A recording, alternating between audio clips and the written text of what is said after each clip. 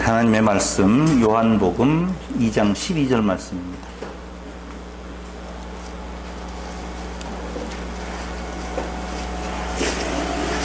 그 후에 예수께서 그 어머니와 형제들과 제자들과 함께 가버나움으로 내려가 거기 여러 날 계시지 아니하시니라. 아멘. 지난 시간 우리는 예수님께서 행하신 첫 번째 표적이라고 사도 요한이 말하고 있는 물을 포도주로 변화시키는 가나의 표적을 살펴보았습니다. 말씀드린 대로 떨어진 포도주를 보고 있는 건가? 아니, 물을 포도주로 만든 그 현장을 보고 있는 건가? 아니면 그 일을 이루신 예수님을 보고 있는 건가가 참 중요하다라고 말씀을 드렸습니다. 문제는 무엇을 보느냐가 중요하다는 거죠. 사도 요한이 요한복음을 기록한 것은 일어난 이적을 통하여서 너희들에게도 이 이적을 행할 수 있는 기회가 있다라고 하는 걸 소개하는 것이 아니라 그 이적을 표적으로 행하신 예수님이 누구인 건가를 정확하게 소개해주고 있는 것이 요한복음의 기록 목적이라고 말씀을 드렸지요. 그런데 여기 2장 11절에 보니까 예수께서 이 처음 표적을 갈릴리 가나에서 행했다라고 말을 합니다. 처음 표적이라고 하고 있죠. 예수님께서 이 땅에 계시면서 처음 일으킨 표적이 어떤 표적이죠? 모르겠습니다. 모르겠어요. 요한복음에 가나 혼인잔치의 물을 포도주로 바꾸는 표적을 처음 표적이라고 하니까 그게 처음이었나? 라고 생각할 수 있어요. 그럼 두 번째 묻겠습니다. 두 번째 표적은 뭐였어요? 두 번째 행하신 표적은 무엇이었었죠? 요한복음을 읽고 두 번째 나오는 이적을 말씀해 주시려고 여러분들이 폼을 잡고 있는 것 같아요. 예? 중요한 것은 물을 포도주로 만드는 그 이적을 행하신 뒤에 나타나는 사건 하나가 있는데 그 사건이 우리가 흔히 말하고 있는 성전을 정결케 하시는 일이에요. 근데 그 성전을 정결케 하시는 그 사건은 공관복음에서는 어디쯤에 위치해 있느냐라고 하면 예수님께서 예루살렘을 향하여서 이제 가셨어요. 그때가 마지막 때의 십자가에 죽으시기 위해서 가시는 장면이거든요.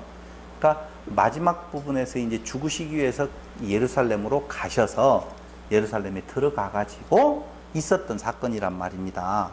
그러니까 예수님 초기 사건이 아니에요. 그러니까 사건으로 보면 표적 놓아두고 사건으로 놓고 보면 가나의 혼인잔치의 이적 후에 바로 이어지는 성전을 정결케 하시는 사건은 역사적이고 시간적 순서에 의해서 배열되어진 것이 아니라는 거예요. 그래서 공관복음에는 전혀 뒷부분에 나타나고 있는 부분을 알 수가 있어요. 마태, 마가, 누가. 복음에는 다 뒷부분에 나와 있는 사건을 앞에다가 지금 사도 요한은 가져다가 딱 놓았다 그 말입니다. 이 말은 뭔가 의도가 있다는 거예요. 요한이 이 요한복음을 기록할 때에 분명한 어떤 목적을 가지고 그 이 책을 기록했는데 그 목적에 따라서 순서가 배열되어져 있고 숫자도 이야기를 하고 있고 그리고 첫 번째 표적이라고 말하는 의미도 있다는 것이죠. 그걸 우리가 놓쳐서는 안 된다라고 하는 것입니다. 그러면 왜 가나의 이 표적을 처음 표적이라고 했는 건가 라고 보면 공관복음에서는 이 표적이 어디 부분에 나와요? 안 나와요. 공관복음에는 물을 포도주로 만드는 요 이적이라고 했다가 표적이라고 했다가 해서 죄송한데 이적의 목적은 무엇이다? 세메이온, 표적이다 그 말입니다. 무언가 가르치려고 하는 분명한 목적이 있다는 거예요. 그래서 그러한 이적, 물을 포도주로 바꿔놓는 그 이적은 공관복음에는 없는 이야기라니까요. 전혀 없어요. 그리고 첫 번째다, 두 번째다라는 이야기도 당연히 없지. 없는데 뭐가 있겠어요. 그런데 왜 이 표적을 여기 요한복음 제일 앞에다가 놓고 그걸 처음 표적이라고 소개하고 있는 건가? 라고 한번 의문을 가져볼 필요가 있다는 것입니다. 여러분, 제가 지난주에 이야기를 하면서 이 포도주의 사건은 피와 연관되어진다. 그리고 마지막 죽은 자가 살아나는 표적을 행하셨다고 그랬습니다. 그러면은 피로 시작해서 죽은 자가 살아나는 내용은 무엇을 연상시키느냐라고 하면 출애굽을 연상시키고 있지 않느냐라고 하는 거예요. 왜 바로 이어서 성전을 정결케 하는 사건이 여기에 기록되어져 있는 건가라고 하는 겁니다.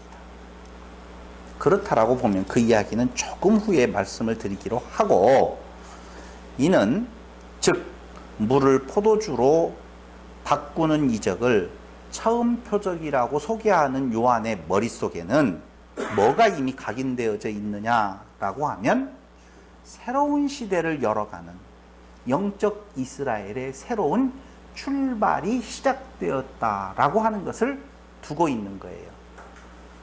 우리가 수도 없이 공부를 했지만 예수님께서 이 땅에 오셔서 하시는 일은 뭐예요? 새창조. 좋았어요. 정말 정확한 답을 해주셔서 너무 고마워요. 새창조예요. 다시 말씀드리면 영적 세계를 창조하는 것이다, 이렇게 볼 수가 있어요. 그러니까 세상 만물을 창조하시는 것은 새 창조에 대한 모형이요, 그림자예요. 그러므로 새 창조가 하나님의 궁극적인 창조의 역사라, 이렇게 보셔야 돼요. 그런데 바로 이 새 창조, 새 시대를 열어가는 새로운 영적 이스라엘, 이것이 바로 예수께서 이 땅에 오셔서 그리스도로서의 행하실 사역을 말하는 것이다 라고 본다면, 거기에 있어서 가장 중요한 사건이 바로 뭐예요? 피 흘림이죠. 피 흘림이라고 말합니다. 그걸 어떻게 우리가 알 수 있는 건가? 이미 이스라엘 백성을 출애굽을 시킬 때에 출애굽 시에 첫 번째 그 백성으로 삼아서 그 나라를 이루실 때에 첫 번째 하시는 일이 뭐예요? 피. 문설주와 임방의 발을, 피의 제사를 의미하고 있다, 그 말입니다. 9가지의 재앙이 중요한 것이 아니고 그 9가지의 재앙은 결국 무슨 재앙으로? 바로 장자의 죽음의 재앙으로 가려고 하는, 그걸 목적으로 삼고 진행되어져 왔던 재앙이었다, 그 말입니다. 그런데 그 재앙에서 그들을 구원해 내지요. 그게 바로 무엇으로 되어지는 건가? 어린 양의 피를 통하여서 그렇게 되어진다 라고 하는 거예요. 무엇으로도 아니 되어진다니까요. 다시 말씀드리면 물독에다가 물을 채워서 정결케 하는 그들의 율법적인 행위로는 안 되어지고, 오히려 그 속에 물이 무엇로 변하여서? 피로 변하여서, 물이 피로 변하여서 그 피값으로 말미암아 이스라엘의 창조는 시작되어지는 것이다 라고 하는 것을 말씀드리고 있는 거예요. 그 사건을 지금 첫머리에 첫 번째 무엇이라고? 표적이다, 이렇게 선포하고 있는 것이다 라고 하는 거예요. 절대 시간의 순서를 따르는 첫 번째 표적이 아닙니다. 공관복음에서는 이 표적이 어디에서도 언급되지 아니한다라고 하는 사실을 우리가 알 수가 있는 것입니다. 그래서 시간 순서가 아니라 의미적으로 이 가나의 표적은 첫 번째 표적이 되어지는 거예요. 참 재미난 것은요, 이 일 후에 예수님께서 성전에 들어가서 막 성전을 정결케 하잖아요. 그 정결케 할 때에 네가 무슨 권세로 이 일을 행하느냐라고 물어봐요. 그러면서 네가 이 일을 행할 만한 자격이 있는지 표적을 보여주어라, 그렇게 이야기를 하거든요. 그럼 말이 그렇지, 성전이라고 하는 데는 함부로 못 들어가요. 성전 우리 알잖아요. 근데 예수님은 지금 제사장 신분도 아니에요. 대제사장도 아니에요. 어디까지 들어갔는지 모르겠어요. 지금 물건을 팔고 어쩌고 하는 걸로 봐서는 성전 뜰, 뭐 회랑 어디 그 금방 될 거예요. 거기에 가서 그걸 정결케 했다고 말을 하느냐? 그건 잘 너무 깊이 들어가지 마세요. 어디까지가 성전을 정결케 했다는 말이냐? 이제 스가랴서를 보면 거기에 예수님이 행동하시는 의미가 잘 드러나 있어요. 그러니까 그때 가서 이야기하도록 하고, 조금 후에 지금 그렇게 물어봐요. 그러니까 예수님께서 뭐라고 이야기를 하느냐? 이 성전을 헐라, 내가 사흘 만에 다시 일으킨다 라고 말을 해요. 그럼 이 표적, 원하는 표적이 있었는데 표적을 보여달라고 하니까 성전을 너희가 헐고 헐라, 너희가 죽인다는 거예요. 그리고 사흘 만에 다시 일으킨다, 그 말이에요. 그 표적은 무엇하고 연관이 되어 있느냐라고 하면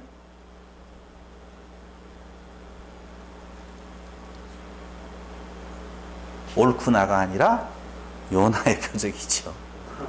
옳구나가 아니라 요나의 표적밖에는 다른 표적을 보일 것이 없다고 말하잖아요. 요나의 표적이 뭐예요? 성전이 헐려지고 다시 세워지는 거 아니에요. 그러니까 봐봐요. 표적을 그 뒤에 행합니다. 그 뒤에 6개의 표적이 또 나와요. 알다시피 6개의 표적밖에 없어요? 다 합쳐서 7개? 아니에요. 많은 표적을 행했는데 거기에 7개를 딱 갖다가 그 표적적 사건을 요한은 소개해주고 있단 말입니다. 그런데 그런 표적들 말고 다른 표적, 아니 표적을 보여달라고 했으니 그 표적들을 보여주면 되는데 예수님은 당신이 그 뒤에 이룰 표적들에 대한 이야기를 안 하고 뭐라고 이야기하느냐? 성전을 헐라, 다시 세운다. 그건 요나의 표적밖에는 보일 표적이 없느니라, 같은 말이에요.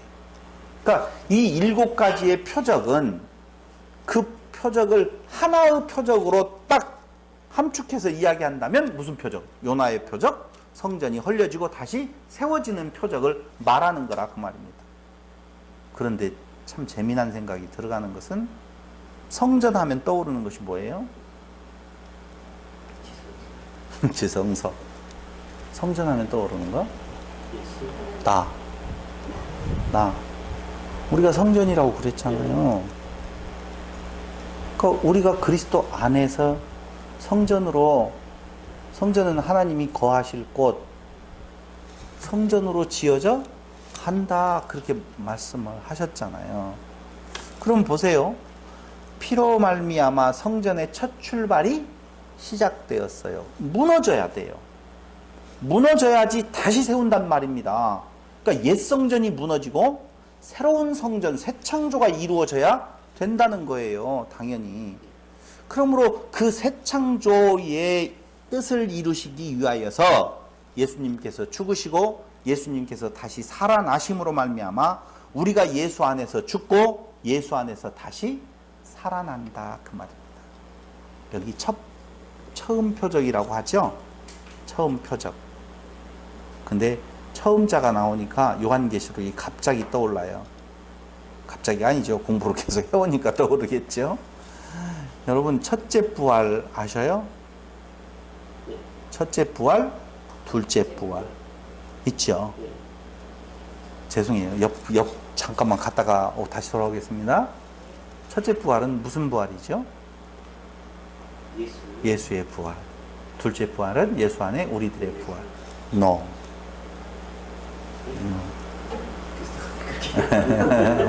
요한계시록에서 말하고 있는 첫째 부활은 그걸 말하는 것이 아니에요. 우리는 죽은 자였었잖아요. 그죠?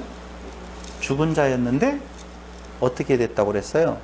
다시 살아났다고 그랬어요. 다시 살아나는 것을 부활이라고 말해요. 그렇죠? 우리는 새로운 피조물이라 그렇게 이야기한단 말입니다. 그럼 새로운 피조물로 다시 살아났으면 부활한 거예요, 안 한 거예요? 부활한 거예요. 그럼 그게 첫째 부활이죠.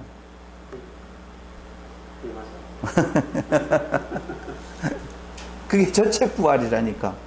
그래서 요한계시록에 보면 둘째 사망이 너를 주관하지 못한다라고 하는 말이 다른 이야기였어요. 그냥 돌아올게요. 공부를 좀 해보셔라 그 말이에요. 첫째 부활이라고 하는 부분에 대한 내용도. 그런데 여기에서 지금 말해주고 있는 내용은 다른 거 아니에요. 예수님께서 새로운 새 창조의 그 기초를 처음으로 놓으신 사건, 그것을 보여주는 것이 바로 물을 무엇로 바꾸는 거? 포도주로 바꾸는 표적을 행하셨다라고 하는 겁니다.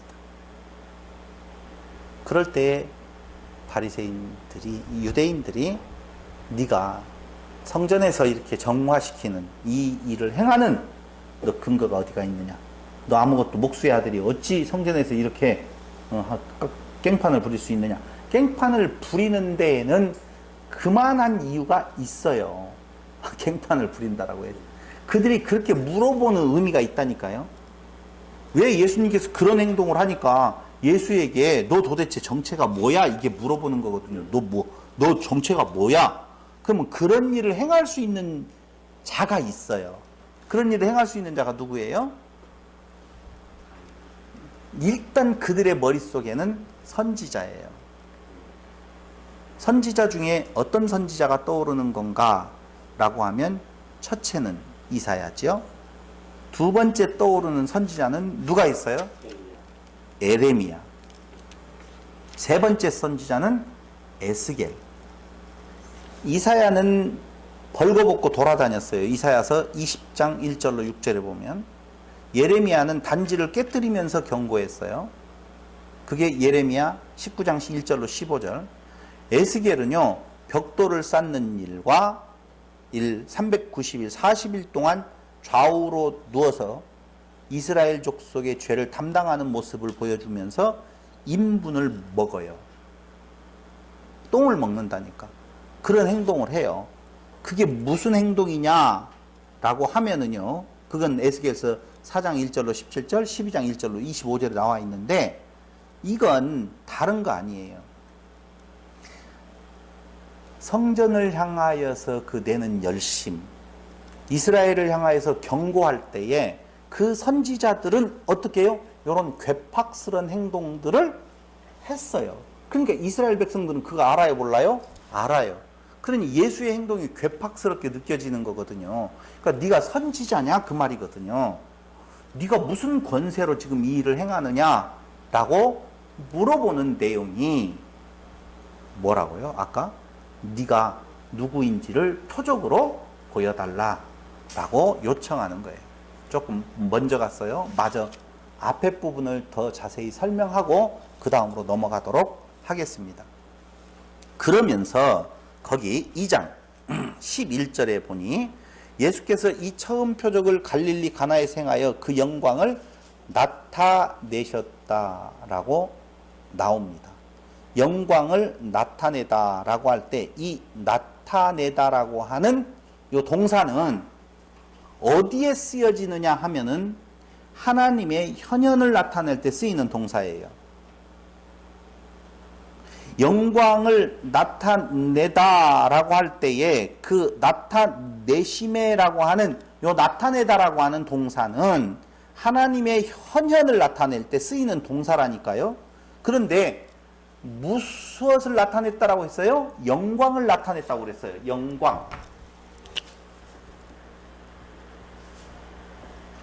도대체 하나님께서 나타났다, 현현하셨다, 그 영광이라 그 말입니다.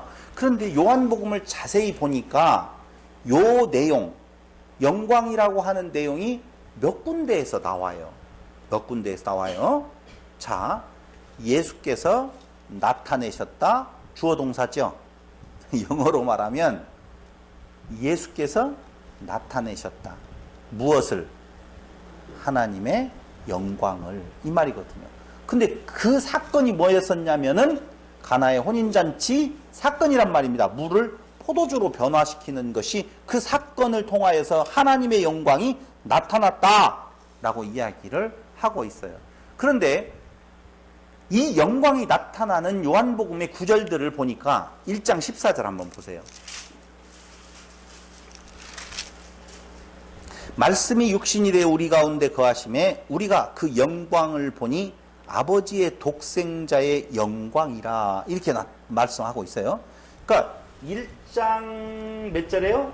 14절에 영광이 나타났는데 그건 무슨 영광? 독생자의 영광이라고 나와요.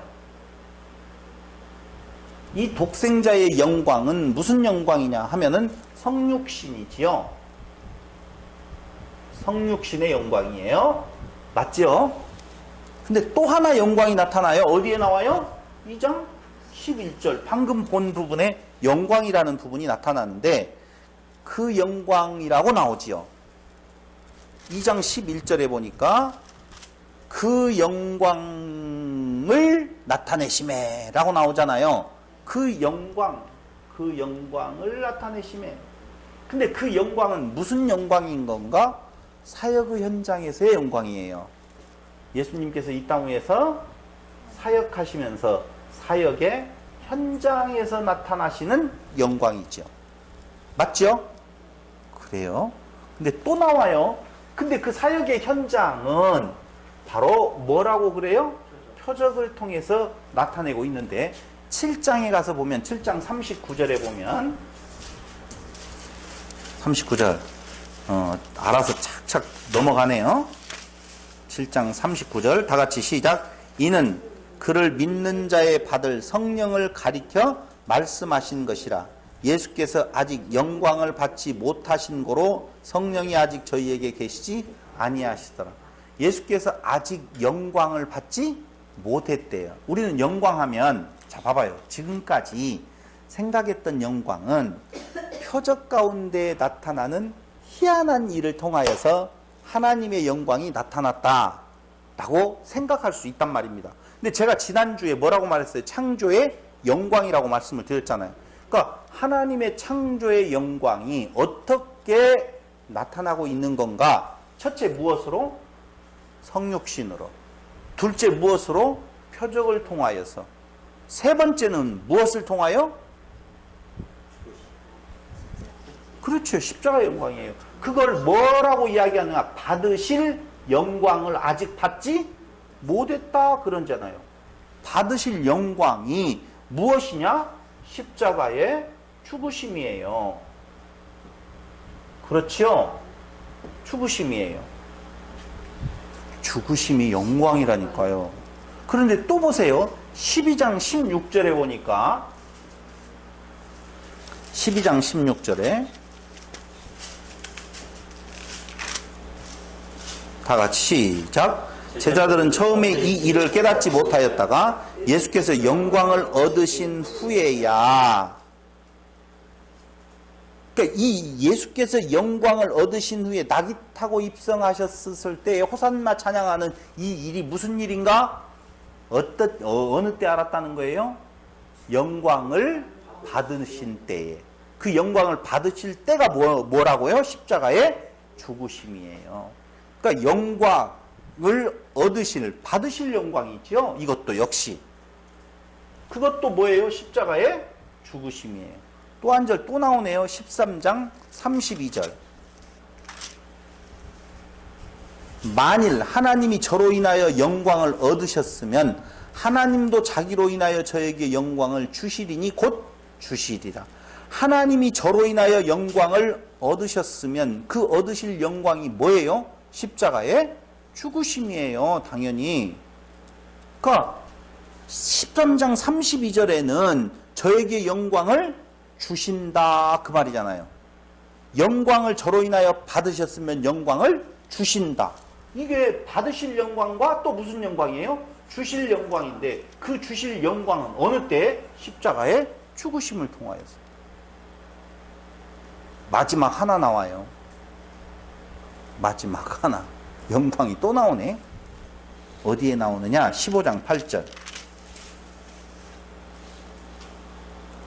다 같이 시작. 너희가 과실을 많이 맺으면 내 아버지께서 영광을 받으실 것이요 너희가 내 제자가 되리라. 너희가 과실을 많이 맺으면 15장 8절에 보면 받으실 영광이죠? 맞잖아요. 영광을 받으실 것이요 아버지께서 받으실 영광은 무슨 영광인 건가? 제자들의 삶을 통해서 받을 영광이에요. 그게 뭐예요? 열매 맺음. 제자들의 삶이에요. 열매 맺음이죠. 자, 한번 볼까요? 독생자의 영광, 성육신, 이 땅 위에 성육신하고 오셔서 무엇에? 사역의 현장에서 하나님 되심을 나타내요. 그럴 능력 있어요. 새 창조를 이루실 능력 있어요. 근데 그걸 어떻게 이루어가는 건가? 십자가의 죽으심으로 그 사역을 이루신다 그 말입니다. 그렇게 해서 다시 부활한 주님 안에 그 지체로 온 자들이 무엇을 할 때에 그 제자들의 삶을 통하여서 열매 맺어갈 때에 무엇 한다고요? 하나님께서 영광을 받으신다 그 말이에요. 그럼 지금 우리는 이 과정을 거쳐서 십자가와 부활 안에 우리가 포함되어져 있어요. 부활, 무슨 부활? 첫째 부활에 참여하게 되었어요. 첫째 부활 한 거예요. 첫째 부활 한 자들의 삶은 무슨 삶인 건가? 열매 맺히는 삶. 그 열매 맺히는 삶이 우리의 삶의 현장이라 그 말입니다. 또 전도하라고 하면 기분 나빠할 거예요? 안 나빠요? 안 나쁘지요. 왜? 그게 하나님께서 이 땅 위에서 행하실, 예수님께서 이 땅 위에 오신 근원적인 목적, 마지막 한 사람까지 하나님의 택한 백성이 다 올 때까지 그 일을 하나님께서 이루어 가시는 것이다 그 말이에요. 승리해 있다고 요한계시록은 말해주고 있어요. 하나도 빠짐없이 다 돌아온다라고 하는 것 말해주고 있다 그 말입니다. 응? 거기 나와요. 요한계시록에. 요한계시록에. 둘째 사망은 뭐라고도 나오거든요. 네? 봐야 돼요. 공부를 해봐야 되죠. 영광은 이정만이 아니라는 거예요. 우리는 하나님의 영광을 생각을 할 때에, 그리스도의 영광을 생각할 때, 우리 삶의 영광을 생각할 때에 우리가 잘 돼야만이 영광을 드러내고 받는다라고. 여기 받으실 영광은요, 제자들의 삶이, 그 제자들의 삶이 어떻게 했어요? 다 순교자의 삶이라니까요. 순교를 통해서 열매 맺혀가는 삶이었었어요. 근데 그것을 뭐라고요? 받으실 영광이라. 그런데 우리는 우리 삶이 피곤해지면 하나님 영광 가린다고 나를 풍요롭게 해달라고 얼마나 기도했느냐 그 말입니다. 내가 높아지지야만이 하나님 영광 드러날 거 아니냐. 참 제일 아픈 것은요, 리우올림픽 하잖아요. 이제 그런 장면 좀 나올 거예요. 틀림없이 나올 겁니다. 하나님께 감사합니다. 큰 메달을 따게 해줘서. 그러면 은메달을 따게 하면, 동메달을 따게 하면, 목메달을 따게 하면, 4등부터는 목메달 아니에요. 등수 없어요. 4등부터는. 4등하고 꼴찌 해가지고 주여 영광을 돌립니다 하는 사람 한 명도 못 봤어. 그게 우리네들의 신앙적인 고정된 잘못된 생각 구조에 있다는 거예요. 그래서 오늘 그때 요한복음 몇 장에서요? 2장 11절에서 그 영광을 나타내심에 제자들이 그를 믿으니라. 그때의 영광은 그 영광, 사역의 현장에서 표적을 통해서 있는 영광이지만 이것만이 영광의 전부가 아닌 것을 우리는 알아야 된다라고 하는 것이지. 그러면서 2장 12절로 넘어갑니다. 그 후에 예수께서 그 어머니와 형제들과 제자들과 함께 가버나움으로 내려가 거기 여러 날 계시지 아니하시니라. 별 의미 없는 구절이에요. 의미 없다라고 하는 것은 구태여 많은 설명이 필요 없어요. 11절까지와 11절과 13절에서의 상황을 전환시키는 구절이에요. 사도 요한은 그런 사건들이 다 일어나고 난 뒤에 그 사건들 속에서 어떤 목적을 가지고 사건을 배열을 하잖아요. 그러면 가나의 혼인잔치의 표적적 사건과 그 뒤에 성전을 정결케 하시는 그 사건은 전혀 연도로 보면, 시간적 순서로 보면 멀리 떨어져 있는 거예요. 그런데 여기에서 그 후에 예수께서 그 어머니와 형제들과 제자들과 함께 가버나움으로 내려가 거기 여러 날 계시지 아니하시니라. 가버나움으로 가요. 가나와 가버나움은 그렇게 먼 길은 아니에요. 갔어요. 누구랑 갔대요? 어머니, 형제, 제자들까지 같이 갔어요. 하나의 공동체죠. 봐봐요. 보통 일 끝나고 나면 각기 어떻게 되어져요? 흩어지고 가족들을 갖는 것이잖아요. 그런데 제자들까지 같이 가잖아요. 그렇게 기록하고 있는 것은 그리스도 안에서의 새로운 공동체는 혈육 공동체가 아니라고 하는 것을 살짝 그냥 언급해 주면서 넘어가고 있는 거예요. 그런데 가버나움으로 내려가는 거예요? 올라가는 거예요? 가버나움 북쪽에 있거든요. 잘 아시다시피 항상 서울을 중심으로 해서 평양으로도 내려가는 거죠. 이해되죠? 수도를 통하여서 올라가는 거고 수도에서 밖으로 나가는 것을 내려간다. 예루살렘에서 어느 쪽으로? 내려가는 거예요. 예루살렘을 중심으로 하면 예루살렘, 가나, 그 다음에 가버나움이거든요. 북쪽으로 올라가고 있지만 이걸 뭐라고 한다고요? 내려간다. 이렇게 예루살렘을 중심으로 표현한 것이다. 이해됐죠? 네. 내려가. 거기 참 재밌는 말. 거기 여러 날 계시지 아니하시니라. 여러 날 계시지 아니하고 13절에 보니까 예루살렘으로 막 바삐 가신 것 같잖아요. 근데 이건 시간적으로 보면 멀리 떨어져 있는 건데 시각적으로 그렇게 배열을 해놨어요. 참 지금 당신의 하실 일이 급하다 그 말이죠. 여러 날 계시지 아니한다. 사적인 인간의 정에 매이지 아니하시는, 가족 단위에서 거기에 오래 머물지 아니하시고 공적인 자기 계시를 위하여서 길을 재촉하시는 예수님의 모습을 소개해주고 있는 거예요. 이해됐죠? 여러 날 계실 틈이 어디가 있어요? 아니 시간적으로 보면 이게 아니라니까? 시간적으로 보면 이 사건은 저 뒤에 있는 사건이라니까요. 그런데 이렇게 지금 배열을 해서 예수님께서 지금 공적인 일을 하시기에 바쁘시다, 그것을 보여주고 있다니까요. 그러니 봐봐요. 책을 한 권 쓴다라고 하는 것은요, 엄청나게 많은 생각과 시간을 들여서 써요. 갑자기 요한에게, 요한아 펜 잡아라, 쓰는 대로 써라, 이게 아니란 말입니다. 다 시간을 갖고 그 있었던 일들을 다시 생각을 해보면서 지혜를 주면서 그 사람의 그 옴싹 가지고 있는 모든 것을 활용해서 하나님께서 성령으로 그 글을 기록하게 하신 거예요. 이해됐죠? 근데 그 요한에게 그 다음 사건을 뭘 집어넣는 건가? 13절. 유대인의 유월절이 가까운지라 예수께서 예루살렘으로 올라가셨더니. 자, 재밌어요. 여기 유대인의 무엇이 가까운지라? 유월절이 가까운지라 라고 표현을 하고 있어요. 근데 그 유월절 이야기가 또 나와요.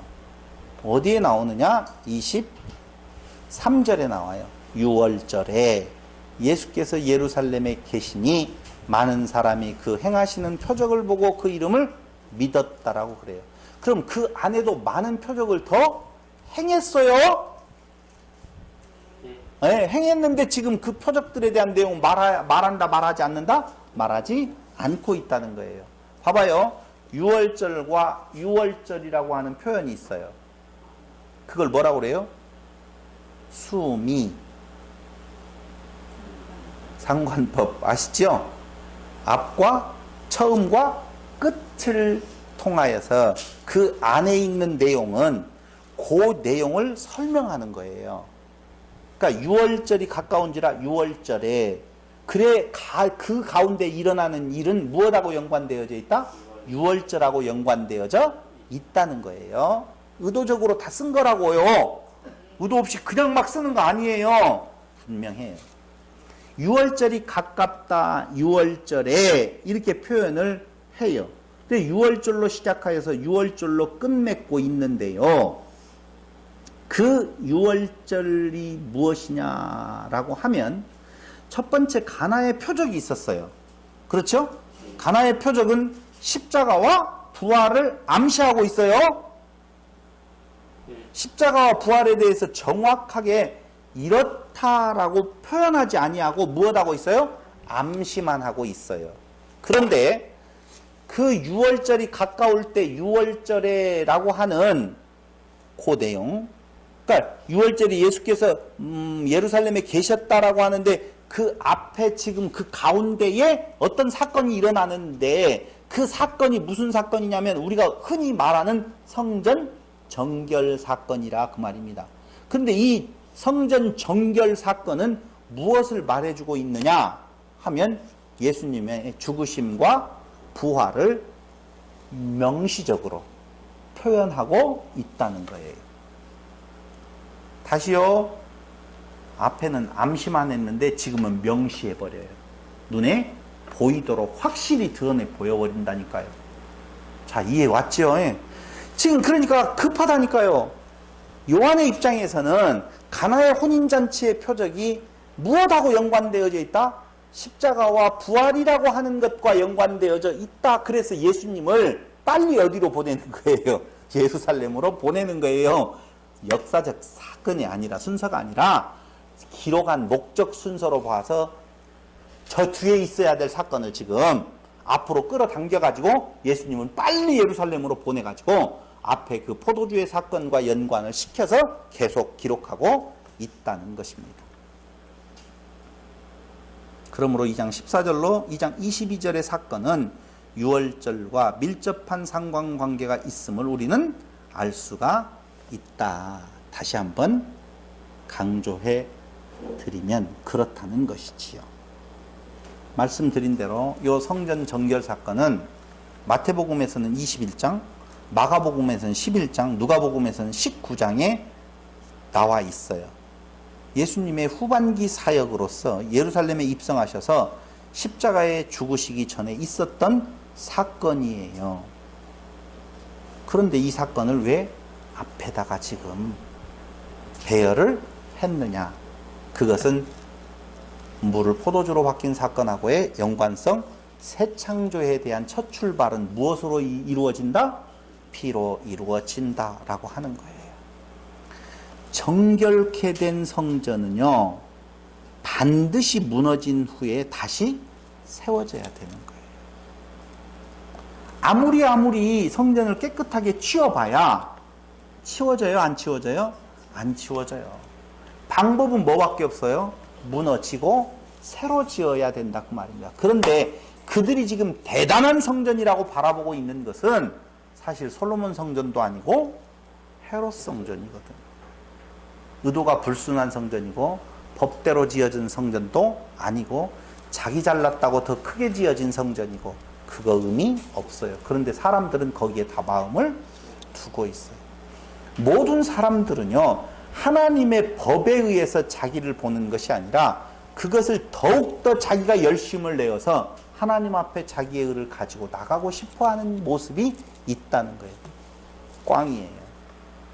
하나님 그거 싫어하신다니까요.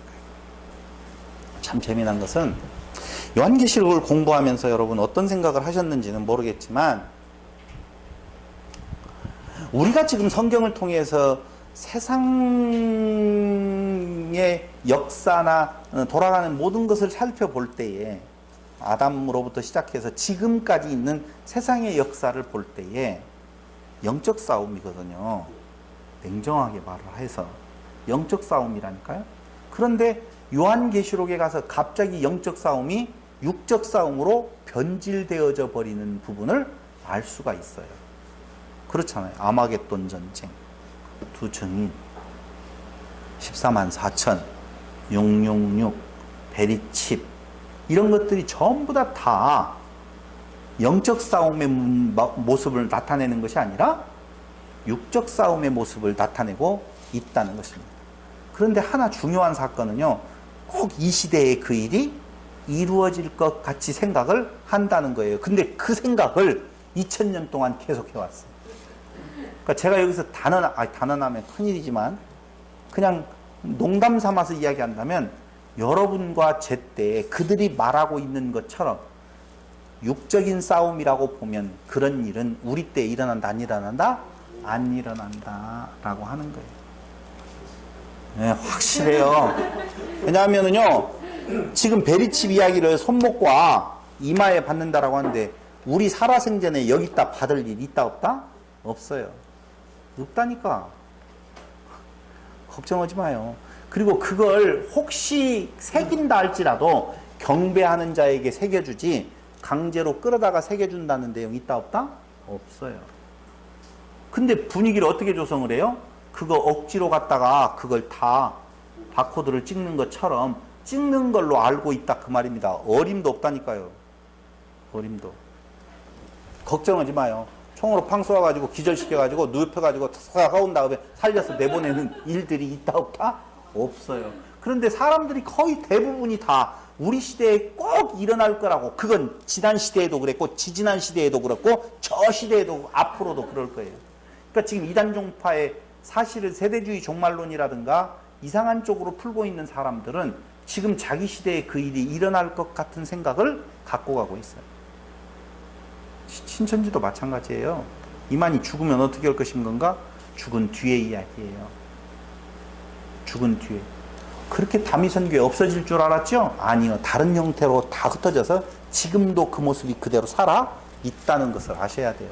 그렇게 안 되어지면 끝날 것이다? 그렇게 아니라니까요. 근데 우리의 싸움은 육적인 싸움이 아니라 무슨 싸움이다? 영적 싸움이에요. 한번 물어볼게요. 영적 싸움의 그 대적자를 뭐라고 말하죠? 우리는 지칭하죠? 적그리스도 이렇게 말하잖아요. 그렇죠? 적그리스도. 적그리스도가 성경에 이렇게 중요한 우리의 싸움의 대상인 적그리스도가 성경에 몇 번이나 나올 것 같아요? 몇 번 정도? 네. 많이 나올 것 같죠? 엄청 많이 나와요. 너무 중요해서 엄청 많이 나오죠.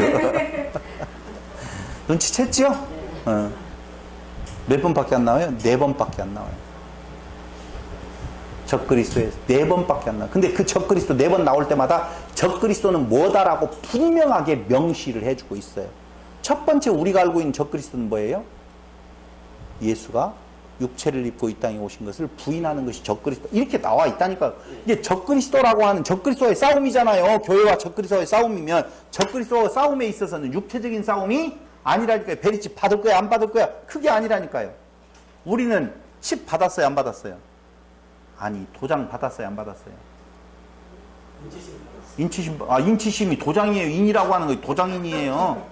뭐 다른 거 있거든요. 인치심은 받았는데 도장은 안 받았어요? 근데 도장 찍을 때 여러분 머리에다 찍었어요? 손목에다 찍었어요? 어디에다 찍었어요? 신비에 찍었다고요? 그렇게 말하려고 그러죠? 그건 언제 찍었어요? 우리 데려다가 기절시켜 놓고 찍어놨어요? 그런 거 없어요. 성령이 임하심이 어디에서 바람이 어디로 가는지 알지 못함과 같다라고 그랬잖아요. 그런 거예요. 인치심이라고 하는 것이. 그러니까 적그리스도가 자기 편이라고 하는 자, 자기를 경배하는 자에게 표를 준다라고 하는 것은 뭐 이마에다가 그걸 뭘 박아놓고 그런 거 아니에요. 성령에 임받은 거나 그 인친 거나 똑같은 개념이에요. 다른 거 있거 아니에요. 그런데 보면 베리칩은 배려버렸어요. 베리칩이 배려버렸다고 그걸 주장하는 사람들은 인생 배린 거예요. 농담이었어요.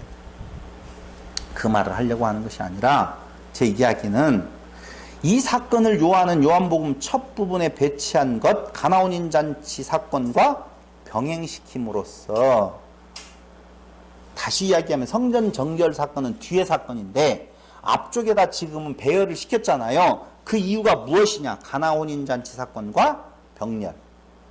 지금 같이 놓아둠으로 인하여서 예수님의 죽으심과 부활을 통해 도래하는 새 시대의 새로운 패러다임으로서의 무엇을 제시하고 있다고요? 새 성전을 제시하고 있다 그 말입니다. 그런데 그 새 성전이라고 하는 것은 무엇으로 되어져 있는 건가? 피로써 시작되어진다. 죽으심과 무엇로? 부활로 되어진다 라고 하는 거예요. 여러분, 표적에 있어서의 종결은 뭐예요? 우리 종결자라고 그러잖아요. 마지막이라고 그래요. 아까 이야기했어요. 성전을 헐고 다시 세우는 거요. 요나의 표적이라고 말씀을 드렸습니다. 그 하나를 지향하는 것이 모든 표적의 의미예요. 다른 거 없어요. 그러니까 예수님께서 이 땅 위에 오셔서 적그리스도와의 싸움, 교회가 적그리스도와의 싸움한다라고 하는 것은 적그리스도의 처음 도전은 어디에 있었느냐? 에덴 동산에서 있었잖아요. 그렇지요? 어떻게 있었어요?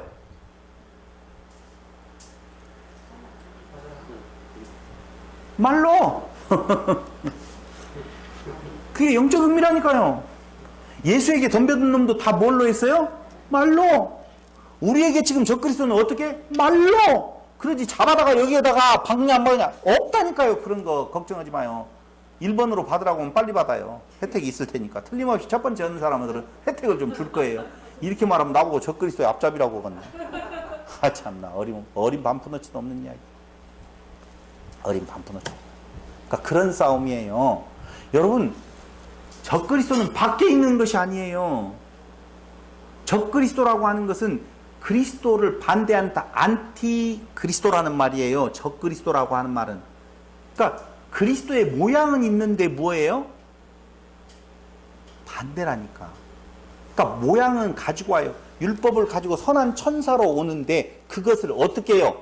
오히려 그리스도를 멀리하는 쪽으로 안티하는 데 써먹을 수 있도록 어떻게 하면 멀어져요?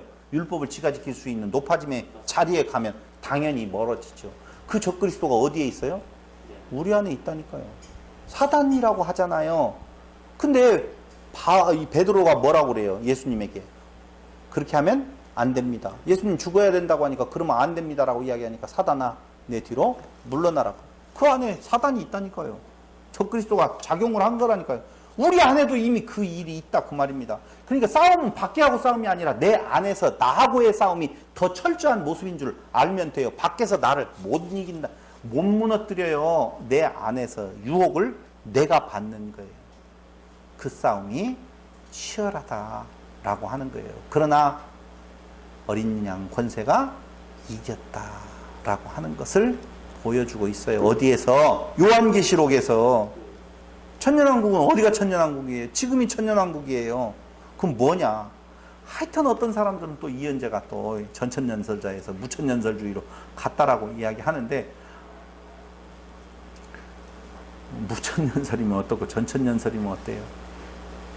그건 다음에 요한계시록 할 때 이야기하도록 하고. 네? 궁금해야죠, 당연히. 자, 13절 유대인은 유월절이 가까운지라. 유월절은 무슨 내용이라고 그랬어요? 출애굽할 때에 피의 의미를 담고 있는 거예요. 예수께서 예루살렘으로 올라가셨더니 성전 안에 소와 양과 비둘기 파는 사람들과 돈 바꾸는 사람들을 앉은 것을 보시고 노끈으로 채찍을 만드사 양이나 소를 다 성전에 내어 쫓으시고. 이것 때문에 또 어떤 목사님은 기가 막힌 거 발견했다고. 노끈을 만들어서 사람을 친 것이 아니다. 예수가 노끈은 무엇 쫓아내려고 한 거다? 동물들을 쫓아내려고 한 거고 사람은 때리지 않았다. 예수가 그렇게 무례한 사람이 아니다. 이렇게 이야기들을 하는데 그게 무슨 뭐 진리라고 그러냐. 그래요. 노끈으로는 무엇을 했어요? 동물들 나가라고 했겠죠. 이렇게 하는 이유가 있어요. 이미 구약에서 율법에 나와요. 어떻게 알아? 너희가 가지고 오기 힘들면 와서 돈 가지고 와서 바꾸라 하는 내용대로 지금 자기들은 시행한다고 하는 것이거든요. 항상 어떤 법을 주면 그 법을 육체의 소욕의 기회로 삼아서 써버린다 그 말입니다. 그 의미를 알아야 되는데 그 내용 그 자체를 바라보고 그걸 내가 행하겠다라고 해서 자기의 의를 드러내려고 하는 자들이 있다는 것이지. 오늘 근데 요 모습이 무엇을 말하는 건가 라고 보면 엎으시고 비둘기 파는 사람들에게 이르시되 이것을 여기서 가져가라. 내 아버지의 집으로 장사하는 집을 만들지 말라 하시니 제자들이 성경 말씀에 주의 전을 사모하는 열심히 나를 삼키리라 한 것을 기억하더라. 재미난 말이에요. 여기에는 구약 성경 두 부분이 인용되어 있는 거예요. 하나 보시지요. 무슨 말인 건가? 그 내용은 첫째는 어디에 나오느냐라고 하면 어디에 나와요? 좀 나와야 되는데 시편 69편 9절하고 스가랴서 14장 21절이에요. 스가랴서 14장 21절을 먼저 보셔야 됩니다. 스가랴서 14장 21절.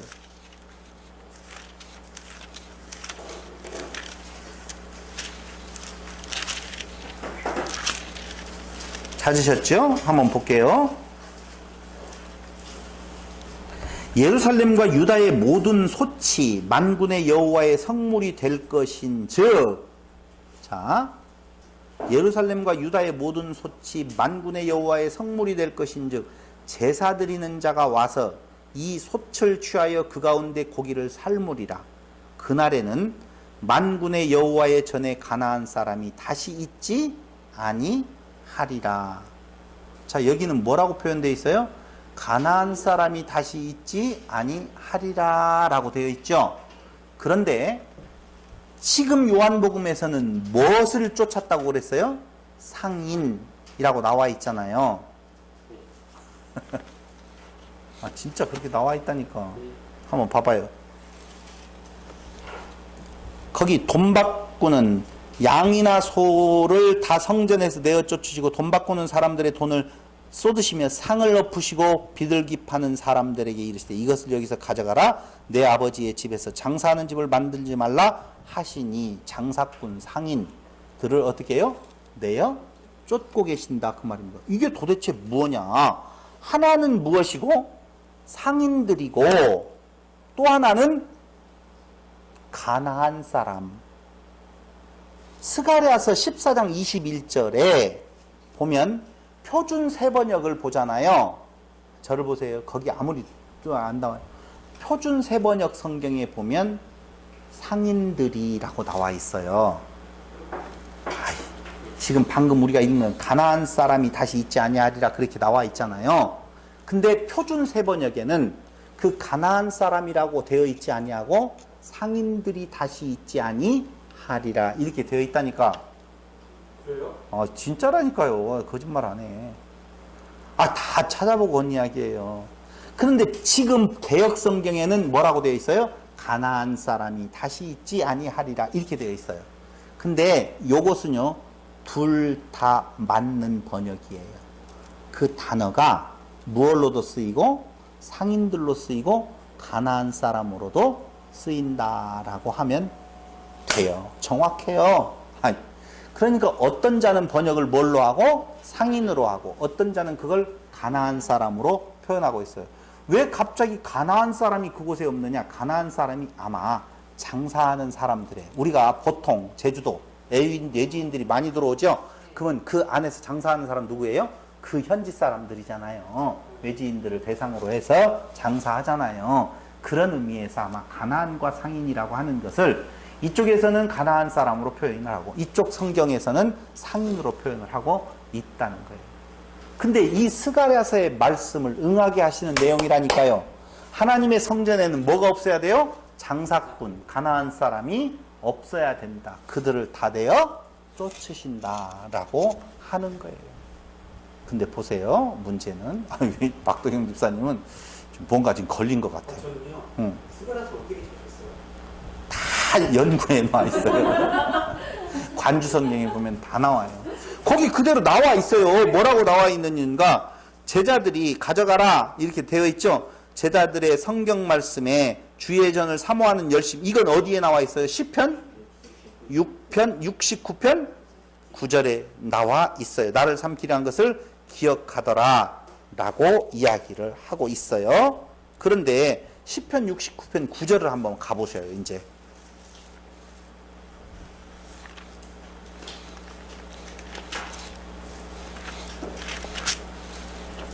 다 찾으셨습니까?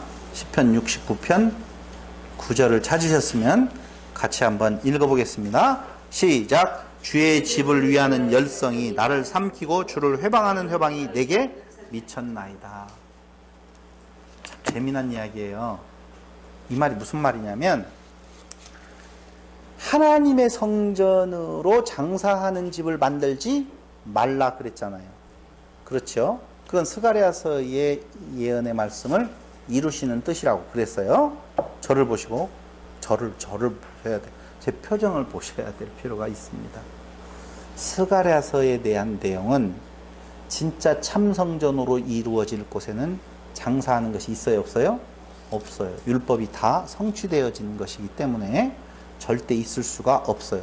그러니까 종말적 성전의 모습은 장사하는 자가 있다 없다? 없어요. 다시 있지 않다라고 하는 겁니다. 그래서 종말적 성전의 도래가 이미 왔다라고 하는데 거기에 뭐가 하나 덧붙여지느냐라고 이야기하면 아까 이야기한 대로 선지자들은 괴팍스러운 행동으로 경고를 날렸단 말입니다. 근데 그 괴팍스러운 행동으로 인하여서 그 괴팍스러운 행동을 누가 해요? 예수가 해요. 성전에서 자격 없는 사람이 그 성전을 정결케 한다는 의미예요. 그럼 두 가지 의미가 있죠.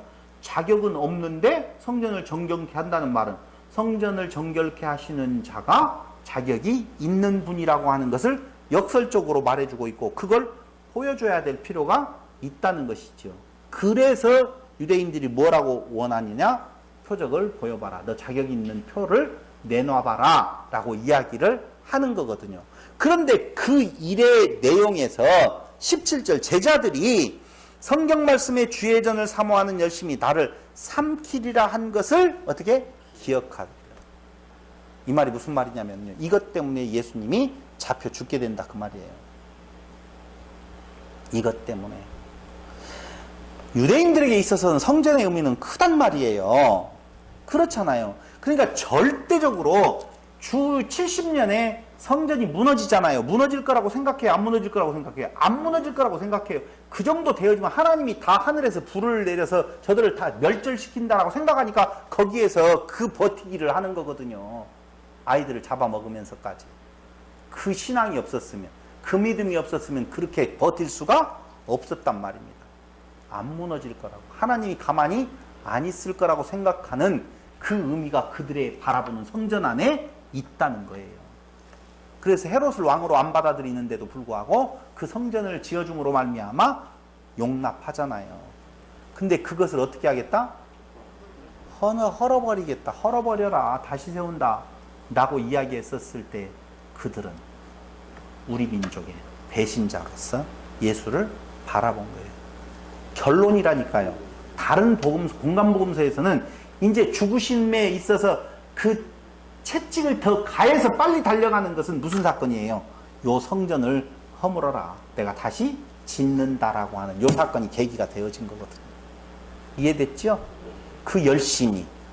그 스가랴서의 말씀대로 그 성전에는 상인들이 없어요. 팔고 사는 것이 없어요. 자기의 의를 드리는 것이 없는 성전이 되어지는데 그 성전을 생각하시는 자기의 그 성전됨을 생각하시는 그분이 그 깨끗한 성전을 생각하시면서 하시는 행동이 그 열심히 어떻게 하겠다? 자기를 죽음으로 나아가게 만든다라고 하는 것을 기억하게 되었다. 나를 삼키라 한 것을 기억하더라라고 하는 겁니다. 이에 유대인들이 대답하여 예수께 말하기를 네가 이런 일을 행하니 무슨 표적을 우리에게 보이겠느냐? 너 무슨 권한이 있는지 그 권한을 보여봐라 그 말이거든. 예수께서 대답하여 가라사대 너희가 이 성전을 헐라 내가 사흘 동안에 일으키리라. 그게 뭐예요? 자신의 육체가 진정한 성전이라고 계시해주고 있는 거예요. 선언해주고 있는 거죠. 유대인들이 가로되 이 성전은 46년 동안에 지었거늘 네가 3일 동안에 일으키겠느냐 하더라. 그러나 예수는 성전된 자기 육체를 가리켜 말씀하신 것이라 죽은 자 가운데서 살아나신 후에야 제자들이 이 말씀하신 것을 기억하고 성경과 및 예수의 하신 말씀을 어떻게 믿었더라. 우리는 누구예요? 그 성전 그리스도 안에서 그의 지체로 성전이 된 자들이에요.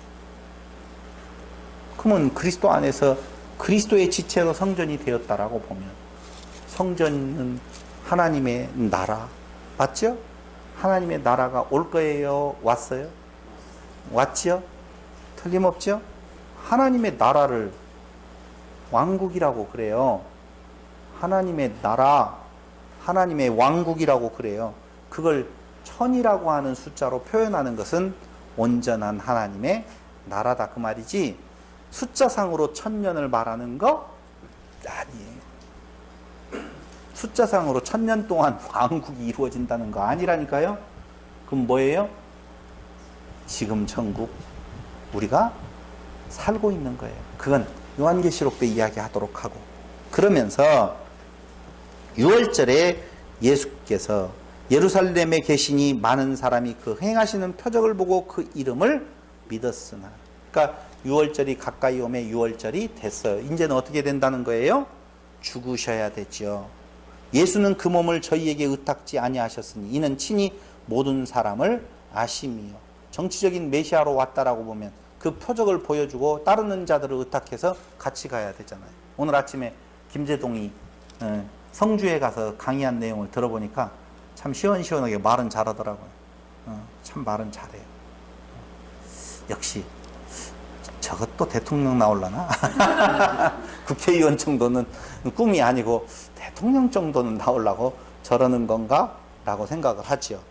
그런데 그 끝나고 난 뒤의 모습에서 오마이뉴스 기자가 인터뷰, 지금 생방송이라고 이야기하니까 나 생방송 많이 나와 떨리지도 않아요 라고 이야기를 하더라고요.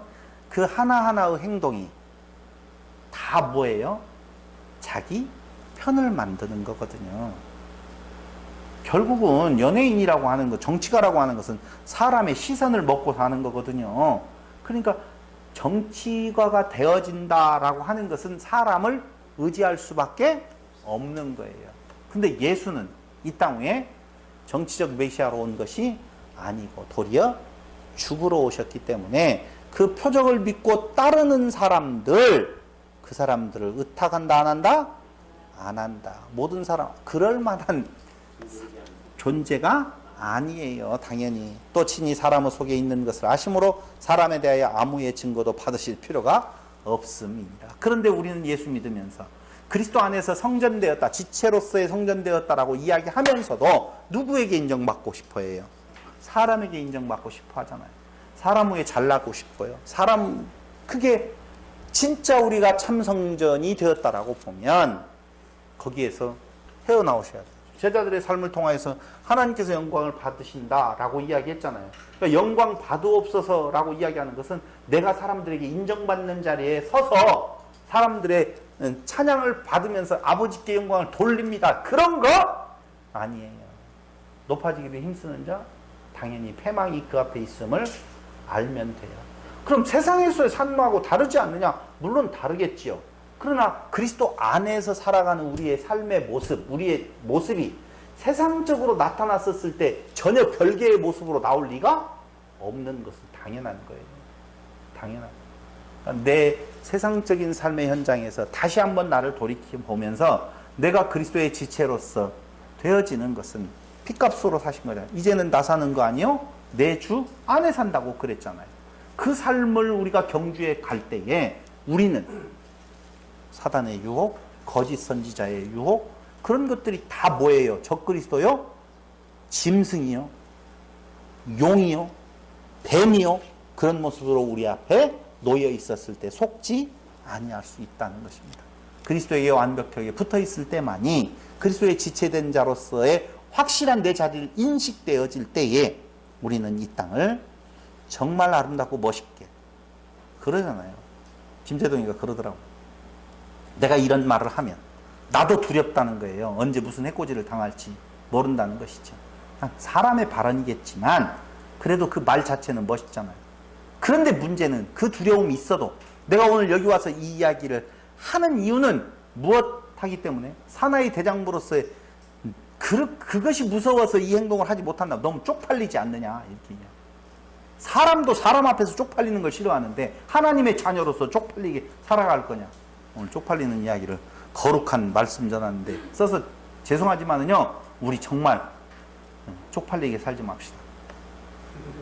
안 되죠? 우리 힘으로는 어렵죠? 성령의 도우심이 없이는. 우리가 철저히 그리스도의 지체된 자로서의 의미를 깨닫지 못하고서는, 날마다 확인하지 못하고서는 우리는 세상에 칠 수밖에 없고 사단의 유혹에 넘어갈 수밖에 없고 짐승의 위협에 넘어갈 수밖에 없고 뱀의 간교함에 우리는 속아 넘어갈 수밖에 없다는 사실입니다.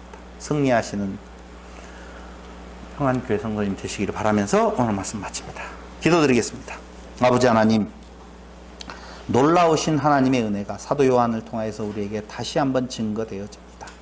우리의 하나님의 자녀 되어짐은 그리스도의 십자가로 부활로 말미암아 되어진 것을 다시 한번 확인하여 싸우니 그 안에서 하나님의 지체된 자로서의 삶을 아버지 하나님 경주해 갈 수 있도록 인도하여 주시옵소서. 환난과 핍박이 우리 앞에 놓여 있다 할지라도, 간교한 우리를 높이려고 하는 사단의 계계가 우리 앞에 놓여 있다 할지라도 담대하게 이겨 살아가는 성도들이 되게 하여 주시기를 예수님 거룩하신 이름으로 기도드립니다. 아멘. 찬송가 384장으로 찬양드리겠습니다.